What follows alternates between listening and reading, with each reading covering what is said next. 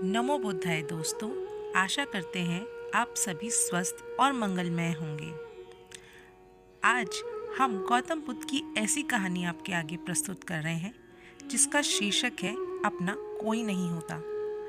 यह एक ऐसी स्त्री की कहानी है जिसके जीवन में उसके अपने रहे ही नहीं। उसका नाम था पटरा। कहानी शुरू करने से पहले चैनल को सब्सक्राइब अवश्य कर लें। कहानी शुरू करते हैं।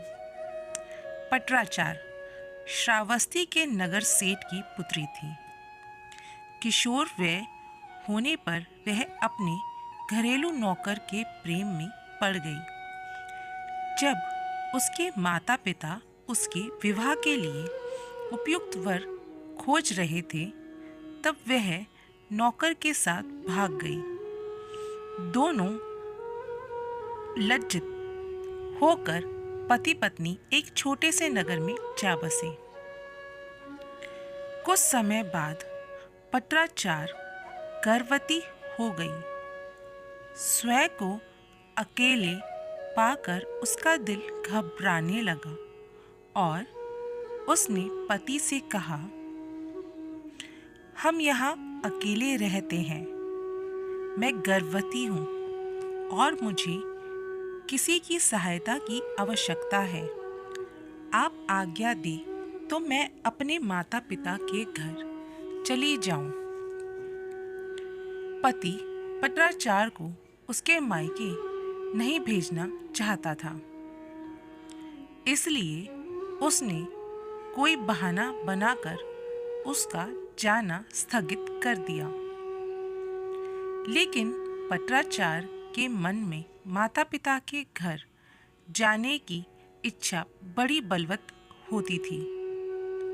एक दिन जब उसका पति काम पर गया हुआ था, तब उसने पड़ोसी से कहा, आप मेरे स्वामी को बता देना कि मैं कुछ समय के लिए अपने माता पिता के घर जा रही हूँ। जब पति को उसका पता चला तो उसे बहुत बुरा लगा। उसे अपने ऊपर ग्लानि भी हुई कि उसके कारण ही एक कुलीन कन्या की इतनी दुर्गति हो रही है। वह उसे ढूंढने के लिए उसी मार्ग पर चल दिया। रास्ते में पटराचार उसे मिल गई। पति ने उसे समझा बुझाकर घर वापस लिवा लिया। समय पर पटराचार को प्रसव हुआ। सभी सुखपूर्वक रहने लगे। पटराचार जब दूसरी बार गर्भवती हुई, तब पति स्वयं उसे उसके माता पिता के घर ले जाने के लिए तैयार हो गया। मार्ग में जोरों की आंधी वर्षा होने लगी। पटराचार ने पति से कहा कि वह किसी सुरक्षित स्थान की खोज करे। पति झाड़ियों से होकर गुजर रहा था, तभी उसे एक विषधर सांप ने काट लिया और वह तत्क्षण मृत्यु को प्राप्त हो गया। पटराचार अपने पति की प्रतीक्षा करती रही और ऐसे में ही उसे प्रसव हो गया। थोड़ी शक्ति जुटाकर उसने दोनों बच्चों को साथ लिया और पति को खोजने के लिए निकल पड़ी।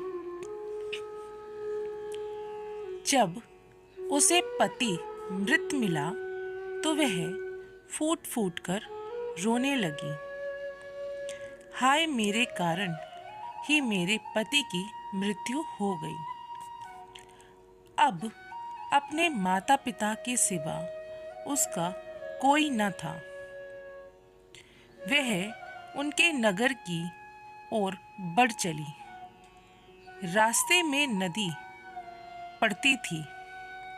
उसने देखा कि दोनों बच्चों को साथ लेकर नदी पार करना कठिन था। इसलिए बड़े बच्चे को उसने एक किनारे पर बिठा दिया और दूसरी को छाती से चिपकाकर दूसरे किनारे की ओर चल पड़ी। वहां पहुंचकर उसने छोटे बच्चे को कपड़े से लपेटकर झाड़ियों में रख दिया और बड़े बच्चे को लेने के लिए वापस नदी में उतर गई। नदी पार करते समय उसकी आंखें छोटे बच्चे पर ही लगी हुई थी। उसने देखा कि एक बड़ा गिद्ध बच्चे पर झपटकर उसे ले जाने की चेष्टा कर रहा है। वे चीखी, चिल्लाई, लेकिन कुछ नहीं हुआ। दूसरे किनारे पर बैठे बच्चे ने जब अपनी माँ की चीख पुकार सुनी तो उसे लगा कि माँ उसे बुला रही है। वे झटपट पानी में उतर गया और तेज बहाव में बह गया। छोटे बच्चे को गिद्ध ले उड़ा और बड़ा नदी में बह गया। उसका छोटा सा परिवार पूरा नष्ट हो गया। वह विलाप करती हुई अपने पिता के घर को चल दी। रास्ते में उसे अपने नगर का एक यात्री मिल गया, जिसने उसे बताया कि नगर सेठ का परिवार अर्थात उसके माता पिता और सभी भाई बहन कुछ समय पहले घर में आग लग जाने के कारण मर गए। यह सुनते ही पत्राचार पर दुखों का पहाड़ टूट पड़ा। उसे तन मन की कोई सुध ना रही। वह पागल होकर निवस्त्र घूमने लगी। उसके मुख से ही शब्द निकलते, पति मर गया, बड़ा बेटा डूब गया, छोटे को गिद्ध खा गया, माता पिता और भाई बहनों को चिता भी नसीब नहीं हुई। ऐसे ही विलाप करती निवस्त्र घूमती फिरती पत्राचार को अपनी सभी अपमानित और लांछित करके यहाँ वहाँ से भगा देते थे। जेतवन में भगवान बुद्ध धर्मोपदेश दे रहे थे। पत्राचार अन्यास ही वहाँ आ गई। उपस्थितों ने कहा, अरे ये तो पागल है, इसे यहाँ से भगाओ। बुद्ध ने उन्हें रोकते हुए कहा, इसे मत रोको, मेरे पास आने दो। पत्राचार जब बुद्ध के कुछ समीप आई तो बुद्ध उससे कहा, बेटी, अपनी चेतना को संभाल। भगवान को अपने समक्ष पाकर पत्राचार को कुछ होश आया और अपनी नग्नता का बोध हो गया। किसी ने उसे चादर से ढक दिया।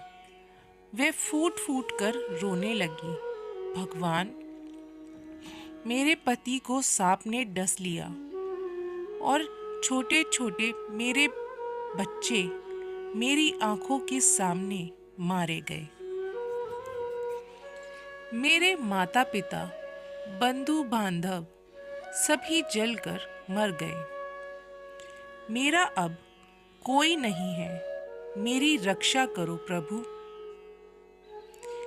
बुद्ध ने उससे कहा, दुखी मत हो, अब तुम मेरे पास आ गई हो। जिन परिजनों की मृत्यु के लिए तुम आंसू बहा रही हो, ऐसे ही अनंत आंसू तुम जन जन्मांतरों से बहाती आ रही हो। उनसे भरने के लिए तो महासमुद्र भी छोटे पड़ जाएंगे। तेरी रक्षा कोई नहीं कर सकता। जब मृत्यु आती है तो कोई परिजन आदि काम नहीं आता। यह सुनकर पत्राचार का शोक कुछ कम हुआ। बुद्ध ने उसे आभास कराया कि उसके परिजनों की मृत्यु में उसका कोई दोष नहीं था, क्योंकि पत्राचार को यही अनुभव रह गया कि उसके बच्चों और उसके पति की मृत्यु का कारण वही थी। इसीलिए वह शोक मना रही थी। शोक कम हुआ।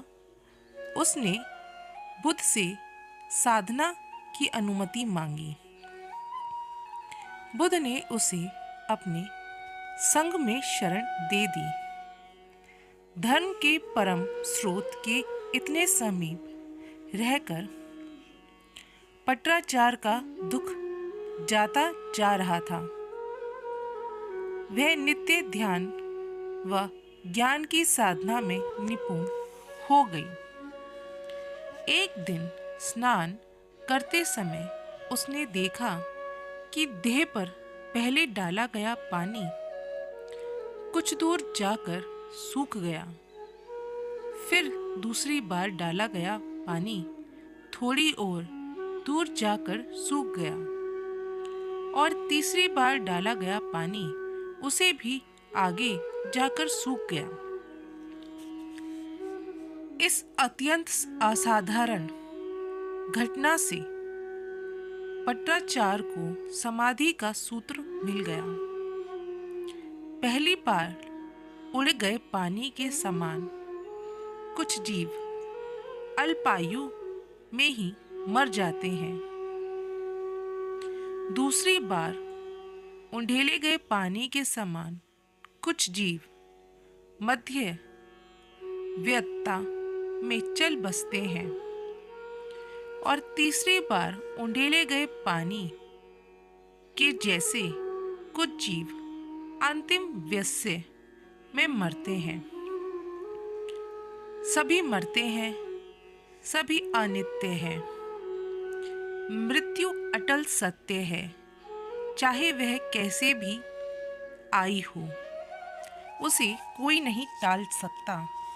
यह पत्राचार को एहसास हुआ। ऐसे में पत्राचार को यह भान हुआ जैसे अनंत करुणावान प्रभु बुद्ध उससे कह रहे हैं, हाँ पत्राचार, समस्त प्राणी मारना धर्म है। सभी को एक ना एक दिन समाप्त होना है। सभी को एक ना एक दिन मृत्यु की गोद में सो जाना है। इस प्रकार पत्राचार उन बौद्ध साधिकाओं में गिनी गई जिनको नियास ही एक जीवन काल में ही निवारण प्राप्त हो गया।